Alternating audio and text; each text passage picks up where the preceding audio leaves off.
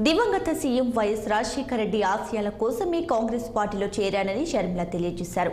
AP PCC అధ్యక్షురాలిగా ఆదివారం బాధ్యతలు స్వీకరించనున్న నేపథ్యంలో కడప జిల్లా ఇడుపులపాయలోని వైఎస్ఆర్ ఘాట్ వద్ద ఆమె నివాళులు అర్పించారు. అనంతరం కొద్దిసేపు ప్రార్థనలు నిర్వహించి వైఎస్ఆర్కు పుష్పాంజలి ఘటించారు. ఆమెతో పాటు కాంగ్రెస్ పార్టీ నాయకులు తులసిరెడ్డి, కేవీపీ రామచంద్రారావు, రఘువీరారెడ్డి ఉన్నారు.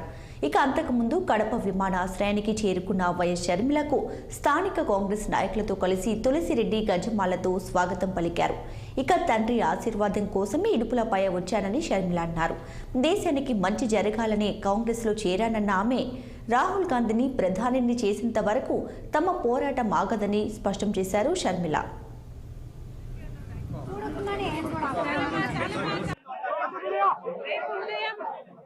రేపు ఉదయం విజయవాడలో రాజశేఖర రెడ్డి బిడ్డ వైఎస్ షర్మిలారెడ్డి ఆంధ్ర రాష్ట్ర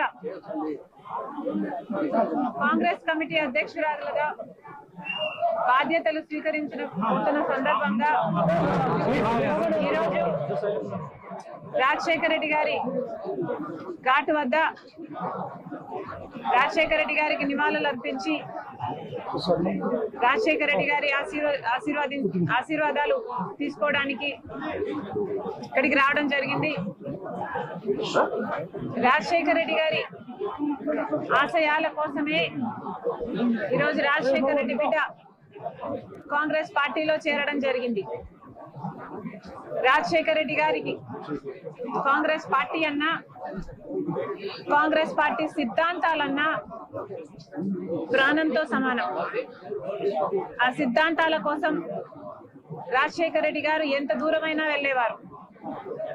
ఈరోజు మన భారతదేశంలో సెక్యులరిజం అన్న పదానికి, ప్లూరలిజం అన్న పదానికి అసలు అర్థమే లేకుండా పోయింది. రాజ్యాంగానికి గౌరవం లేకుండా పోయింది. ఇవన్నీ మళ్ళీ నెలకొనాలి. కాంగ్రెస్ పార్టీ సిద్ధాంతాలు నిలబడాలి. భారతదేశానికి మంచి జరగాలి. రాజశేఖర రెడ్డి గారి ఆశయాలన్నీ సిద్ధించాలి. అందుకే రాజశేఖర రెడ్డి బిడ్డ